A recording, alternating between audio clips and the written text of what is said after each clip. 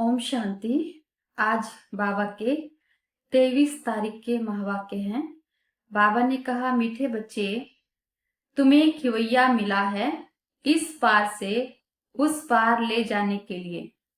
तुम्हारे पैर अब इस पुरानी दुनिया पर नहीं है। तुम्हारा लंगर उठ चुका है। प्रश्न है, जादूगर बाप की वंडरफुल जादूगरी कौन सी है जो दूसरा कोई कर नहीं सकता? उत्तर है, कौड़ी तुल्य आत्मा को हीरे तुल्य बना देना, बागवान बनकर कांटों को फूल बना देना। यह वंडरफुल जादूगरी है जो एक जादूगर बाप ही करता है, दूसरा कोई नहीं। मनुष्य पैसा कमाने के लिए सिर्फ जादूगर कहलाते हैं, लेकिन बाप जैसा जादू कोई नहीं कर सकते। ओम शांति। सारे सृष्टि चक्र व ड्रामा में बाप एक ही बार आते हैं और कोई सत्संग आदि में ऐसे नहीं समझते होंगे। न वह कथा करने वाला बाप है, न वह बच्चे हैं। वह तो वास्तव में फॉलोवर्स भी नहीं है। यहाँ तो तुम बच्चे भी हो, स्टूडेंट भी हो और फॉलोवर्स भी हो। बाप बच्चों को साथ में ले जाएंगे। बाबा जाएंगे तो फिर बच्चे भी इस छीछी पुरानी दुनिया से अपनी गुल दुनिया में चलकर राज्य करेंगे। यह तुम बच्चों की बुद्धि में आना चाहिए। इस शरीर के अंदर जो रहने वाली आत्मा है वह बहुत खुश होती है। बाबा कहते, तुम्हारी आत्मा बहुत खुश होनी चाहिए। क्यों खुश होनी चाहिए? बेहद का बाप आया हुआ है जो सभी का बाप है। यह भी सिर्फ तुम बच्चों को समझ है। बाकी सारी दुनिया में तो सब बेसमझ ही हैं। बाप बैठ समझाते हैं, रावण ने तुमको कितना बेसमझ बना दिया है। बाप आकर समझदार बनाते हैं। सारे विश्व पर राज्य करने लायक इतना समझदार बनाते हैं। यह स्टूडेंट लाइफ भी एक ही बार होती है, जबकि भगवान आकर पढ़ाते हैं। तुम्हारी बुद्धि में यह है। बाकी जो अपने धंधे दोरी आदि में फंसे हुए बहुत रहते हैं, उनको कभी यह बुद्धि में आ न सके कि भगवान पढ़ाते हैं। उन्हें तो अपना धंधा आदि ही याद रहता है। बाबा कहते, तो तुम बच्चे जबकि जानते हो भगवान हमको पढ़ाते हैं तो कितना हर्षित रहना चाहिए। और तो सब हैं पाई पैसे वालों के बच्चे, तुम तो भगवान के बच्चे हो। तो तुम बच्चों को अथाह खुशी रहनी चाहिए। कोई तो बहुत हर्षित रहते हैं।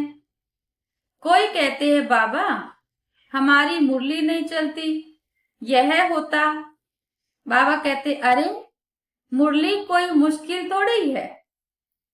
जैसे भक्ति मार्ग में साधु संत आदि से कोई पूछते हैं, हम ईश्वर से कैसे मिले, परंतु वह जानते नहीं है। सिर्फ अंगुल से इशारा करेंगे कि भगवान को याद करो, बस खुश हो जाते हैं। वह कौन है दुनिया में कोई भी नहीं जानते। भगवान के बारे में संपूर्ण परिचय बाबा कहते किसी को भी नहीं है।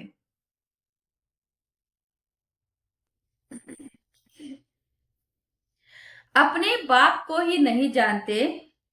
यह ड्रामा ही ऐसा बना हुआ है, फिर भी भूल जाएंगे। ऐसे नहीं कि तुम्हारे सभी बाप और रचना को जानते हैं। कहां कहां तो चलन ऐसी चलते हैं, बात मत पूछो। वह नशा ही उड़ जाता है। अभी तुम बच्चों का पैर पुरानी दुनिया पर जैसे कि है नहीं। तुम जानते हो, कलयुगी दुनिया से अब पैर उठ गया है। बोट माना नाव का लंगर उठाया हुआ है। अभी हम जा रहे हैं। बाप हमको कहाँ ले जाएंगे, यह बुद्धि में है।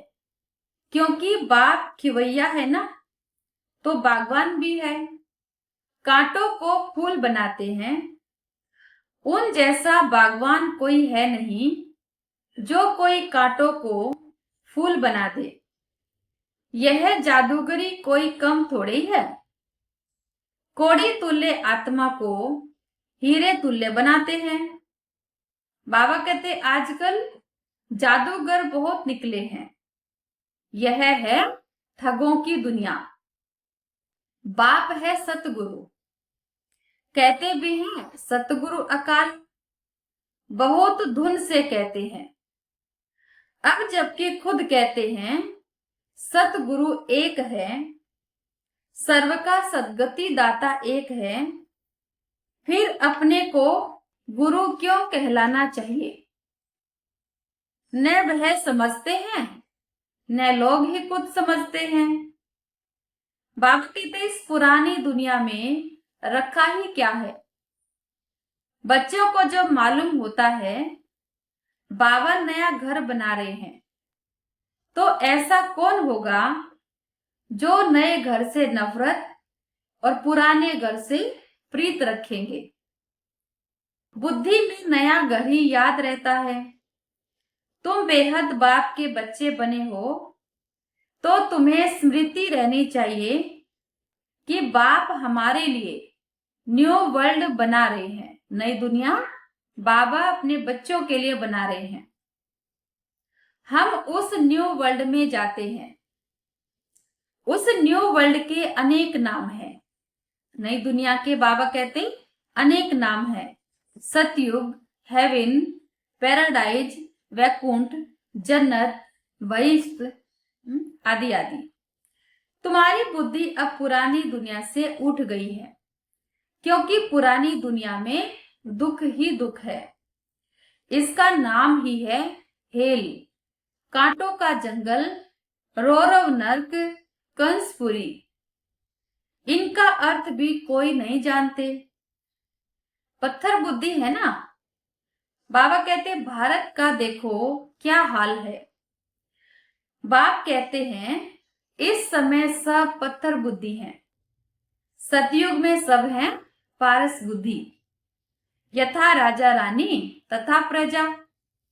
यहां तो है ही प्रजा का प्रजा पर राज्य, इसलिए सबके स्टैंप बनाते रहते हैं। तुम बच्चों की बुद्धि में यह याद रहना चाहिए। क्या याद रहना चाहिए? ऊंच से ऊंच है बाप।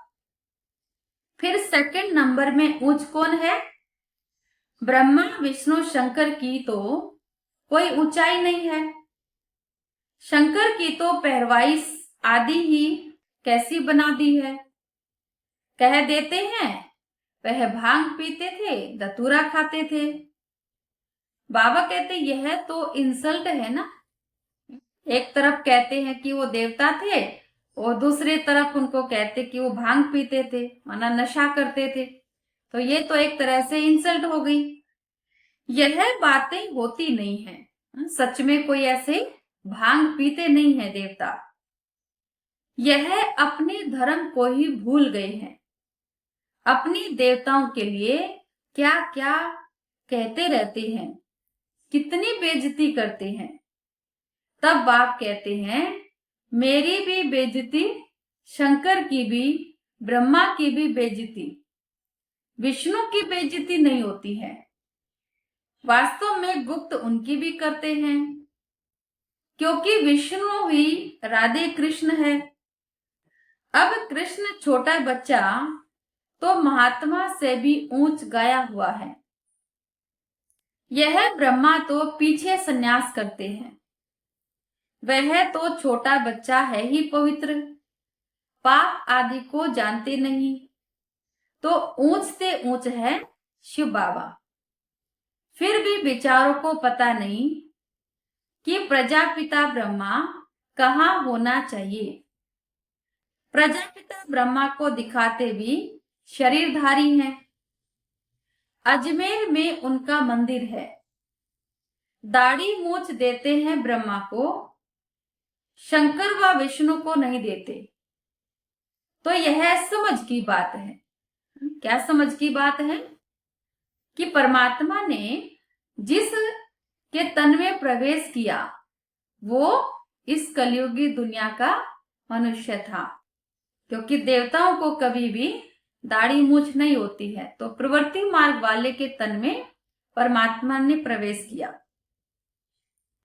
बाबा कहते प्रजापिता ब्रह्मा सूक्ष्म वतन में कैसे होगा? वह तो यहां होना चाहिए। इस समय ब्रह्मा की संतान कितनी है? लिखा हुआ है प्रजापिता ब्रह्मा कुमार कुमारियां इतने ढेर हैं, तो जरूर प्रजापिता ब्रह्मा होगा। चैतन्य है तो जरूर कुछ करते होंगे। क्या प्रजापिता ब्रह्मा सिर्फ बच्चे ही पैदा करते हैं या कुछ और भी करते हैं? भले आदि देव ब्रह्मा आदि देवी सरस्वती कहते हैं, परंतु उनका पाठ क्या है यह किसको भी पता नहीं है। रचता है तो जरूर यहां होकर गया होगा। जरूर ब्राह्मणों को शिव बाबा ने अडॉप्ट किया होगा, नहीं तो ब्रह्मा कहां से आई? यह नई बातें हैं ना। जब तक बाप नहीं आया है तब तक कोई जान नहीं सकते। जिनका जो पार्ट है वही बजाते हैं। बुद्ध ने क्या पार्ट बजाया, कब आया, क्या आकर किया, यह कोई नहीं जानते। तुम अभी जानते हो। क्या वह गुरु है, टीचर है, बाप है? नहीं। सदगति तो दे न सके। वह तो सिर्फ अपने धर्म के रचता ठहरे। बाबा कहते हैं बुद्ध को रचयिता नहीं कहेंगे, उन्होंने केवल अपने धर्म की रचना की। तो बाबा कहते गुरु नहीं, बाप बच्चों को रचते हैं फिर पढ़ाते हैं। बाप, टीचर, गुरु तीनों ही हैं। दूसरे कोई को थोड़े ही कहेंगे कि तुम पढ़ाओ, और कोई के पास यह नॉलेज है ही नहीं। बेहद का बाप ही ज्ञान का सागर है, तो जरूर ज्ञान सुनाएंगे। बाप ने ही स्वर्ग का राज्य भाग्य दिया था, अभी फिर से दे रहे हैं। बाप कहते हैं तुम फिर से 5000 वर्ष बाद आकर मिले हो। तो बच्चों को अंदर में खुशी है। जिसको सारी दुनिया ढूंढ रही है वह हमें मिल गया है। बाप कहते बच्चे तुम 5000 वर्ष के बाद फिर से आकर मिले हो। बच्चे कहते हाँ बाबा, हम आपको अनेक बार मिले हैं। बाबा ने स्मृति दिलाई तो बच्चे कहते हाँ बाबा, हम आपसे अनेक बार मिले हैं। भले कितना भी कोई तुमको मारे पीटे, अंदर में तो खुशी है ना। अंदर की खुशी को तो कोई गुम कर नहीं सकता। शिव बाबा के मिलने की याद तो है ना। याद से ही पाप कटते हैं। अबलाओं बांदेलियों के तो और ही जास्ती पाप कटते हैं, क्योंकि वह जास्ती शिव बाबा को याद करती हैं। सुना बांदेलियां? बाबा कहते हैं बांदेलियों की याद बाबा तक पहुंचती है और वो बहुत बाबा को याद करती हैं, तो उनके ज्यादा पाप कटते हैं क्योंकि वो सहन करती हैं। अत्याचार होते हैं तो बुद्धि शिव बाबा की तरफ चली जाती है। शिव बाबा रक्षा करो, तो याद करना अच्छा है ना। बाबा कहते भले रोज मार खाओ, शिव बाबा को याद करेंगी, यह तो भलाई है ना। ऐसे मार पर तो बलिहार जाना चाहिए। मार पड़ती है तो याद करते हैं, कहते हैं गंगा जल मुख में हो, गंगा का तट हो, तब प्राण तन से निकले। शुरू में हमारी दादियों ने कितनी मार सहन की, कितना उन्होंने बाबा को याद किया, और देखो बाबा ने सबके बंधन काट दिए। तो बाबा कहते हैं तुमको जब मार मिलती है तो बुद्धि में अल्फ और बे याद हो, बस बाबा कहने से वर्षा जरूर याद आएगा। ऐसा कोई भी नहीं होगा जिसको बाबा कहने से वर्षा याद न पड़े। बाप के साथ मिल्कियत जरूर याद आएगी। तुमको भी शिव बाबा के साथ वर्षा जरूर याद आएगा। वह तो तुमको विष के लिए, विकार के लिए मार देकर शिव बाबा की याद दिलाते हैं। तुम बाप से वर्षा पाते हो, पाप कट जाते हैं। यह भी ड्रामा में तुम्हारे लिए गुप्त कल्याण है। बाबा कितना पॉजिटिव रहना सिखाते हैं कि बाबा कहते मार भी पड़ती है तो भी क्या समझे, इसमें भी कल्याण है। जैसे कहा जाता है लड़ाई कल्याणकारी है, तो यह मार भी अच्छी हुई ना। आजकल बच्चों का प्रदर्शनी मेलों की सर्विस पर जोर है। नव निर्माण प्रदर्शनी के साथ साथ लिख दो गेट वे टू हेवन, दोनों अक्षर होने चाहिए। नई दुनिया कैसे स्थापन होती है उनका एग्जीबिशन है, तो मनुष्यों को सुनकर खुशी होगी। नई दुनिया कैसे स्थापन होती है उनके लिए यह चित्र बनाए है। आकर देखो gateway to new world, यह अक्षर भी ठीक है। यह जो लड़ाई है इनके द्वारा गेट्स खुलते हैं। गीता में भी है कि भगवान आया था, आकर राजयोग सिखाया था। मनुष्य से देवता बनाया तो जरूर नई दुनिया स्थापन हुई होगी। मनुष्य कितना कोशिश करते हैं चांद में जाने की, देखते हैं धरती ही धरती है। मनुष्य कुछ भी देखने में नहीं आते। इतना सुनाते हैं, इससे फायदा ही क्या। बाबा कहते तुम अभी रियल साइलेंस में जाते हो ना, अशरीरी बनते हो, वो है साइलेंस वर्ल्ड। तुम मौत चाहते हो तो शरीर छोड़ जाना चाहते हो, बाप को भी मौत के लिए ही बुलाते हो कि आकर अपने साथ मुक्ति जीवन मुक्ति में ले जाओ। परंतु समझते थोड़े ही हैं। पतित पावन आएंगे तो जैसे हम कालों के काल को बुलाते हैं। अभी तुम समझते हो बाबा आया हुआ है, कहते हैं चलो घर, और हम घर जाते हैं। बुद्धि काम करती है ना। यहाँ कई बच्चे होंगे जिनकी बुद्धि धंधे आदि तरफ दौड़ती होगी। फलाना बीमार है, क्या हुआ होगा, अनेक प्रकार के संकल्प आ जाते हैं। बाप कहते हैं तुम यहाँ बैठे हो, आत्मा की बुद्धि बाप और वर्षे तरफ रहे। आत्मा ही याद करती है ना।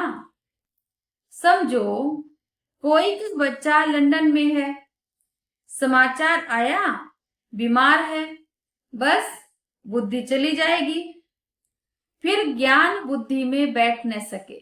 हाँ? कोई भी समाचार मिल गया मुरली सुनते समय भी, बस बाबा कहते बुद्धि वहां लग जाएगी और ज्ञान की कोई भी बात अंदर में जाएगी नहीं। यहां बैठे हुए बुद्धि में उनकी याद आती रहेगी। कोई का पति बीमार हो गया तो स्त्री के अंदर उथल पथल होगी, बुद्धि तो जाती है ना। तो तुम भी यहां बैठे सब कुछ करते शिव बाबा को याद करते रहो, तो भी अहो सौभाग्य। जैसे वह पति को अथवा गुरु को याद करते हैं, तुम बाप को याद करो। बाबा कहते तुम्हें 1 मिनट भी वेस्ट नहीं करना चाहिए। बाप को जितना याद करेंगे तो सर्विस करने में भी बाप ही याद आएगा। बाबा ने कहा है मेरे भक्तों को समझाओ। यह किसने कहा? शिव बाबा ने। श्री कृष्ण के भक्त को क्या समझाएंगे?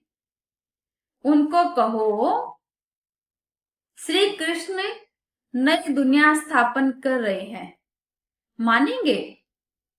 क्रिएटर तो गॉड फादर है, श्री कृष्ण थोड़ी ही है। परमपिता परमात्मा ही पुरानी दुनिया को नई दुनिया बना रहे हैं, यह मानेंगे भी।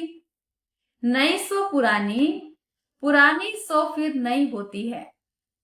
सिर्फ टाइम बहुत दे देने से मनुष्य घोर अंधियारे में है। तुम्हारे लिए तो अब हथेली पर बहिष्ठ है। बाप कहते हैं मैं तुमको उस स्वर्ग का मालिक बनाने के लिए आया हूं। बाबा पूछ रहे हैं बनेंगे? वाह, क्यों नहीं बनेंगे? तो बाबा कहते अच्छा मुझे याद करो, पवित्र बनो, याद से ही पाप भस्म होंगे। तुम बच्चे जानते हो विकर्मों का बोझ आत्मा पर है, न कि शरीर पर। अगर शरीर पर बोझा होता तो जब शरीर को जला देते हैं तो उसके साथ पाप भी जल जाते। आत्मा तो है अविनाशी, उसमें सिर्फ खाद पड़ती है, जिनको निकालने के लिए बाप एक ही युक्ति बताते हैं कि याद करो। पतित से पावन बनने की युक्ति कैसी अच्छी है। मंदिर बनाने वाले, शिव की पूजा करने वाले भी भक्त है ना। पुजारी को कभी पूज्य कह न सके। पूज्य अलग होता है और पुजारी अलग होता है। अच्छा, मीठे मीठे सिके लदे बच्चों प्रति माता पिता बाप दादा का याद प्यार और गुड मॉर्निंग। रूहानी बाप की रूहानी बच्चों को नमस्ते। हम रूहानी बच्चों की रूहानी बाप को नमस्ते। बाबा नमस्ते। मुख्य सार है जिसे सारी दुनिया ढूंढ रही है वह बाबा हमें मिल गया है। इसी खुशी में रहना है। याद से ही पाप कटते हैं, इसलिए किसी भी परिस्थिति में बाप और वर्षे को याद करना है। 1 मिनट भी अपना टाइम वेस्ट नहीं करना है। दूसरा, इस पुरानी दुनिया से बुद्धि का लंगर उठा देना है। बाबा हमारे लिए नया घर बना रहे हैं। यह है रौरव नर्क, कंसपुरी। हम जाते हैं कृष्णपुरी में, वैकुंठपुरी में, तो सदा इस स्मृति में रहना है। वरदान, विहंग मार्ग की सेवा द्वारा विश्व परिवर्तन के कार्य को संपन्न करने वाले सच्चे सेवाधारी भव। विहंग मार्ग की सेवा करने के लिए संगठित रूप में रूप और बसंत इन दो बातों का बैलेंस चाहिए। जैसे बसंत रूप से एक समय पर अनेक आत्मा को संदेश देने का कार्य करते हो, ऐसे ही रूप अर्थात याद बल द्वारा, श्रेष्ठ संकल्प के बल द्वारा विहंग मार्ग की सर्विस करो। इसके भी इन्वेंशन निकालो। साथ साथ संगठित रूप में दृढ़ संकल्प से पुराने संस्कार, स्वभाव व पुरानी चलन के तिल व जो यज्ञ में स्वाहा करो, तब विश्व परिवर्तन का कार्य संपन्न होगा अथवा यज्ञ की समाप्ति होगी। स्लोगन: बालक और मालिकपन के बैलेंस से प्लान को प्रैक्टिकल में लाओ। बालक और मालिकपन के बैलेंस से प्लान को प्रैक्टिकल में लाओ। अव्यक्त इशारे: रूहानी रॉयल्टी और प्यूरिटी की पर्सनालिटी धारण करो। इस ईश्वरीय सेवा में बड़े से बड़ा पुण्य है पवित्रता का दान देना। पवित्र बनना और बनाना ही पुण्य आत्मा बनना है, क्योंकि किसी आत्मा को आत्मघात महापाप से छुड़ाते हो। अपवित्रता आत्मघात है, पवित्रता जियदान है। किसका दुख लेकर सुख देना, यही सबसे बड़े ते बड़ा पुण्य का काम है। ऐसे पुण्य करते करते पुण्य आत्मा बन जाएंगे। ओम शांति।